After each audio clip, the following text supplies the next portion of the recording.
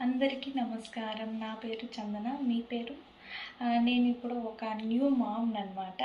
నా బేబీకి 40 డేస్ అయిందనమాట. నేను నా ఎక్స్‌పీరియన్స్‌లో నేర్చుకున్న కొన్ని ఇంపార్టెంట్ విషయాలు, బేబీ కేర్ టిప్స్ కొన్ని చెప్తున్నాను. మీతో షేర్ చేస్తున్నాను. ఫస్ట్ ఇంపార్టెంట్ థింగ్ వచ్చేసి ఫీడింగ్ అనమాట. బేబీకి 2-3 గంటలకు ఒకసారి మనం పాలు ఇవ్వాలి. బేబీ ఏడిస్తే అన్నిసార్లు పాలు కోసం కాదు, కొన్నిసార్లు నిద్ర లేక గ్యాస్ వల్ల కూడా ఏడుస్తూ ఉంటారు. సెకండ్ వచ్చేసి స్లీప్ అనమాట. 40 డేస్ బేబీకి వచ్చేసి ఎక్కువ నిద్ర అవసరము. డే అండ్ నైట్ రొటీన్లు స్లోగా సెట్ అవుతూ ఉంటుంది. టెన్షన్ పడకండి. థర్డ్ వచ్చేసి క్లీన్ అనమాట.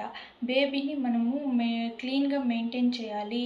స్పాంజ్తో స్నానం చేయించడం, డాక్టర్ చెప్పిన విధంగా బాత్ చేయించాలన్నమాట. ఫోర్త్ వచ్చేసి క్రయింగ్ రీజన్స్.